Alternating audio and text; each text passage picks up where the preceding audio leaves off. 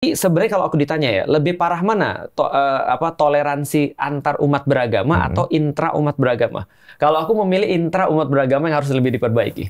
Karena sebenarnya akan lebih mudah kita bertoleransi dengan orang-orang Katolik, Kristen bagi orang Muslim ketimbang bertoleransi dengan orang-orang Muslim sendiri nih.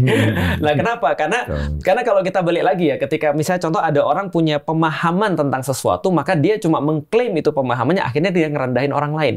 Padahal di dalam Al-Quran yang sudah pasti adalah ada dua dosa yang menghalangi manusia dari keimanan. Satu adalah dalam bahasa Inggris ya, ignorance, yang kedua arrogance. Kalau ignorance menghasilkan kerusakan bumi, kalau arrogance menghasilkan kerusakan pada manusia, pertumpahan darah.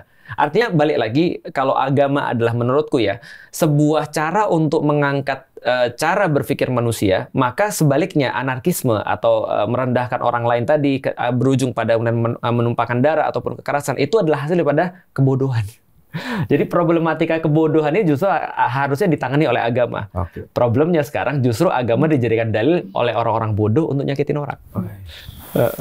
Tapi udah pernah dengar seperti ini, Pendeta Marcel? Beberapa ya. Makanya saya sangat setuju tadi ya, apa yang Ustadz Ferlis bilang bahwa intoleran adalah salah satu buah dari, mohon maaf, kekurangannya ilmu. Karena orang yang berilmu pasti toleran. Orang yang berilmu pasti bisa menerima perbedaan. Kenapa? Karena perbedaan itu datangnya dari Tuhan. Iya, dan itu perbedaan pasti. Iya, benar. Dan memang perbedaan bukan untuk memisahkan, tetapi untuk supaya saling melengkapi satu sama lain. Harusnya.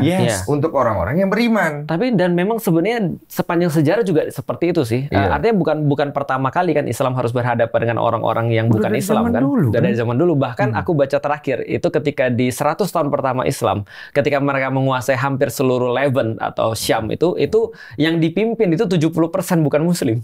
Oh, malah umat lain. Umat lain. Karena kan pada saat itu ketika tahun 600-an itu hampir semua Romawi itu adalah Kristen sebenarnya. Jadi 60-70% yang dipimpin oleh Khulafaur Rasyidin itu adalah justru orang-orang yang bukan Muslim. Artinya itu pernah terjadi gitu maksudnya, dan fine, baik-baik aja, semua menerima. Nah cuman sekarang aneh banget gitu kan ya, bahkan ketika kita mayoritas kita nggak bisa menunjukkan sesuatu yang seharusnya ditunjukkan oleh seorang Muslim yang dulu minoritas, gitu maksudnya.